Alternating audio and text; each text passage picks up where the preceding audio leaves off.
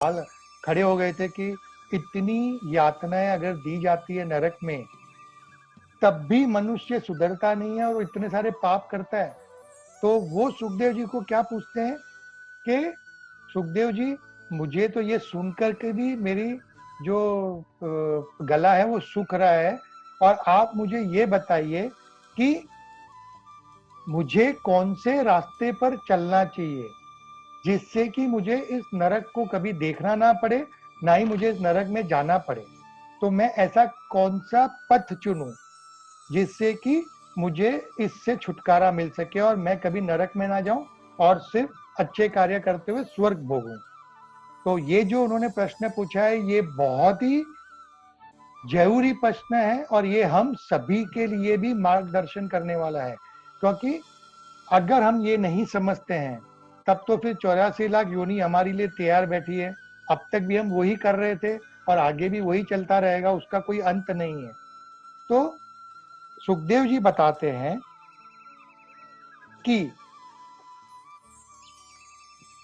अगर आपसे कोई पाप कर भी हो लिया आपने, तो सबसे अच्छा और सरल रास्ता है कि आप उसका विधि पूर्वक प्रायश्चित कीजिए। अब प्रायश्चित का मतलब अब ये नहीं है कि मैंने किसी की हत्या कर दी और मैंने मन में बोल दिया हाँ मैं प्रायश्चित कर रहा हूँ, भगवान मुझे माफ कर दो। उसे प्रायश्चित नहीं कहते हैं। पर प्रायश्चित क्या होता है कि जब आपने कोई गलत कार्य किया और वो गलत कार्य करने के बाद आपको खुद को ये समझ आया कि मैंने जो किया है वो बहुत गलत किया है और ये नहीं करना चाहिए था, बट मुझसे ये चीज हो गई, और उसके लिए जब आपका दिल दुखे, आपको उसका पछतावा हो सही में अर्थ में, उसको प्रायश्चित कहा गया है। ना कि आपने बोल दिया कि हाँ मुझसे गलती हो गई, जैसे हम सॉरी जो शब्द है उसको तो हमने सबने बेच खाया है कि आए दिन कुछ भी करो, चाहे कितनी भी गलत काम कर लो, और सिर्फ एंड में क्या होता है तो कि सॉरी। जैसे हमने कितनी बार रास्ते में देखा होगा कि किसी आदमी ने किसी को धक्का मार दिया, कुछ भी हो गया, तो दूसरे वाले ने उसको सॉरी बोल दिया, और जब अगले ने उसको कहा कि अरे भाई लेकिन तुम इस तरह से कैसे बर्ताव कर सकते हो, तो वो क्या कर के कहते हैं, अरे भाई सॉरी बोला ना, आगे क्या मैं तुम्हारे लिए मर जाऊं। तो ये जो हमारी जो एटीट्यूड है, हमारी जो वृत्ति है, वो इधर नहीं दर्शाई गई है। तो हमारे शास्त्रों में इसका विधिवत प्रायश्चित करने के रास्ते बताए गए हैं कि अगर आप सही में आपको उस चीज का पछतावा होता है, तब आपका वो पाप नष्ट हो जाता है।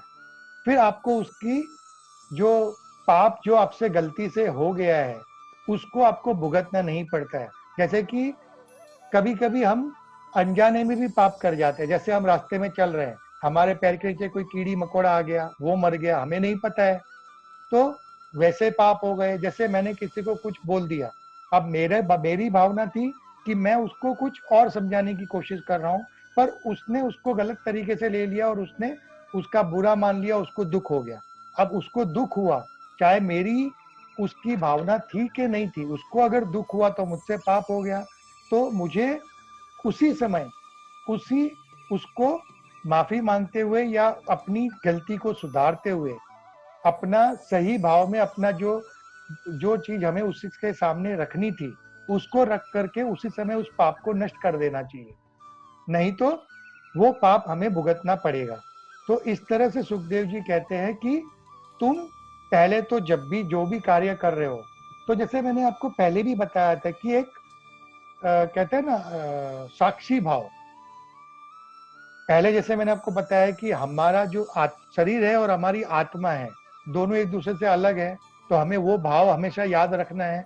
वो भाव याद रखेंगे तो क्या हो गया, हमारी आत्मा हमारे शरीर को देखती रहेगी, एक साक्षी भाव हो गया कि मैं हमेशा, जो मेरा मन है वही एक आत्मा का स्वरूप हो गया कि मैं अपने शरीर को, अपने कार्यों को, मेरे जो मेरे मन में विचार आ रहे हैं उन सबको साक्षी भाव से मैं देखते रहूं।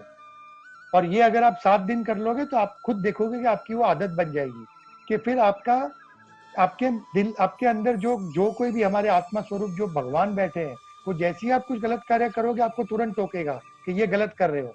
तो वो जो साक्षी भाव है, उससे अगर आप अपने सारे कर्मों को देखते रहोगे, तो धीरे धीरे आपके बड़े पाप तो छोड़ो, छोटे पाप भी आपसे होने बंद हो जाएंगे, क्योंकि आपका जो मन है वो हमेशा सचेत रहेगा और आपकी आत्मा आपको हर जगह पे टोकेगी कि ये गलत हुआ है, ये सही हुआ है। तो आप छोटे छोटे पाप करने से भी बच जाओगे। तो उन्होंने, सुखदेव जी ने उनको यही रास्ता बताया कि आप विधिवत प्रायश्चित कीजिए।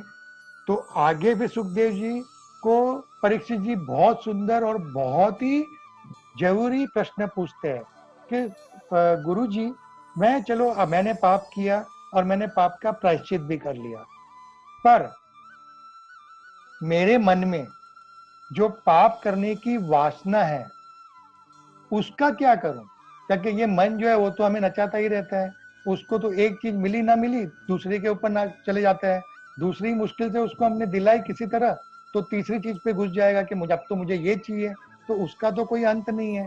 तो वो कहते हैं कि जो पाप करने की वासना है, जो डिजायर है, उसको मैं कैसे मारूं? क्योंकि अगर मैं पाप करते रहूंगा और प्रायश्चित करते रहूंगा तो उसका भी कोई अंत नहीं है, और वो देखा जाए तो प्रैक्टिकल भी नहीं है। तो सुखदेव जी बहुत खुश होते हैं और वो कहते हैं कि तुमने मुझे बहुत ही सही सवाल पूछा है, और ये सारे विश्व के लिए जितने भी जीव हैं, ये अलग बात है कि बहुत से जीव हैं जिनको बुद्धि नहीं है तो वो ये नहीं समझ सकते, पर मनुष्य जो है इनको तो भगवान ने बुद्धि दी है, तो उनके लिए ये बहुत ही समझना जरूरी है। तो वो क्या कहते हैं कि जो वासना होती है हमारे अंदर पाप करने की, वो क्यों होती है कि हर समस्या की, हमारे जीवन में जो भी समस्या है या हर पाप का जो मूल है या जड़ है वो क्या है? मन। अब घूम फिर के बात वहीं आ गई, हम हर कहानी में, हर स्कंद में हम यही बात कर रहे हैं कि जो ये मन है हमारा वो बहुत चंचल है, और ये जो है, जैसे जो ऋषभ जी थे उन्होंने क्या कहा था जब उनके पास, जब मुनि लोग आए थे कि हम आपकी सेवा करना चाहते हैं, आप इस दशा में पड़े हैं तो आप हमें सेवा करने का अवसर दीजिए, तो उन्होंने क्या कहा कि नहीं, आप मेरी सेवा मत कीजिए। क्यों? उन्होंने कहा कि ये जो मन है ये बहुत ही चालाक है, ये अच्छे अच्छों को पछाड़ चुका है। यहाँ तक कि शंकर जी का भी नाम उसमें आ जाता है कि उन्होंने शंकर जी को भी नहीं छोड़ा था और मन ने उनको भी एक बार हरा दिया था और उसकी वजह से उनको दुख भोगना पड़ा था।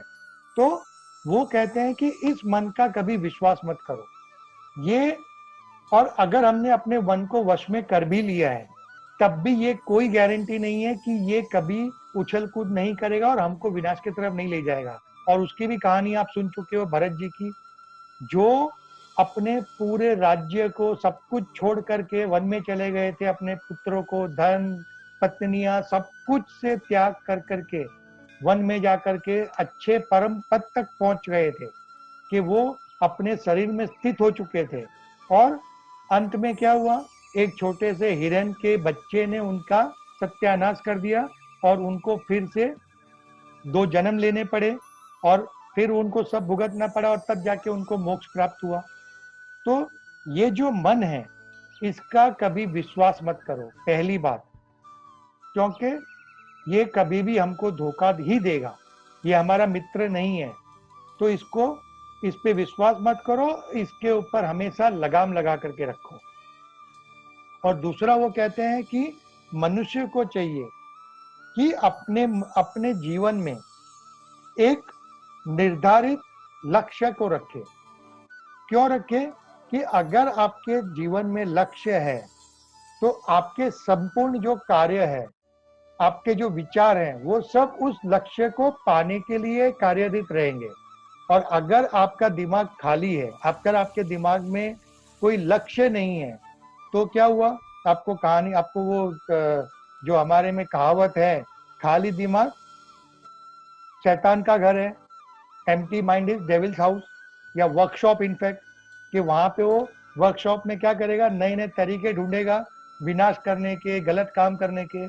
तो आपके मन में या आपके जीवन में एक लक्ष्य होना बहुत जरूरी है। वो लक्ष्य कुछ भी हो सकता है, चाहे आपका लक्ष्य है कि मैं डॉक्टर बनूं, इंजीनियर बनूं, या इंजीनियर बनने का मेरा लक्ष्य हो कि मैं लोगों के लिए सत्कार्य करूं, लोगों के लिए घर बनाऊं, या मैं भगवान की तरफ अपना मन मोड़ के मैं भगवान को प्राप्त करूं या गुरु की सेवा करूं, चाहे वो कुछ भी हो सकता है। पर अगर वो आपके मन में, अगर आपके जीवन में एक लक्ष्य है, तब तो आपका जीवन सही रास्ते पर चलेगा और आपके जो कार्य हैं वो लक्ष्य को प्राप्त करने के प्रति चलते रहेंगे।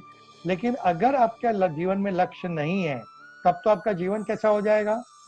जैसे कि एक नाव है, उसमें कोई नाविक नहीं है और वो पानी के सहारे हिल डुल रही है और उसको हवा जो है जिस तरफ ले जा रही है ले जा रहे हैं, कहीं जाके वो टकरा रही है, कहीं पे पानी में गोते खा रही है। तो हमारा जीवन भी वैसा ही हो जाएगा और हमारा आगे चल करके उसकी वजह से पतन हो जाएगा। तो सुखदेव जी कहते हैं कि मनुष्य को चाहिए कि मन पर विश्वास मत करो, उसको कंट्रोल में रखो, उस पर लगाम कस करके रखो। एक हाथी है, मदमस्त है, तो जैसे वो अंकुश एक पहना हथियार होता है जो उसको मारा जाता है और उसकी वजह से वो हाथी सीधा सीधा चलता है। तो हमारा मन भी वैसा हाथी है, उसके ऊपर अंकुश रखो और उसको सही डायरेक्शन में लेके जाओ, और ना कि एक सेकंड के लिए भी उसको ये पावर दे दो कि वो आपको नचाना शुरू करे, क्योंकि अगर उसको पावर मिल गया तब फिर आप वो कंट्रोल वापस अपने हाथ में लेने के लिए बहुत तकलीफ होती है, वो नहीं भी ले सकते हो आप शायद। और दूसरा, इस तरह से आपको मन में कंट्रोल रखना है। अब आगे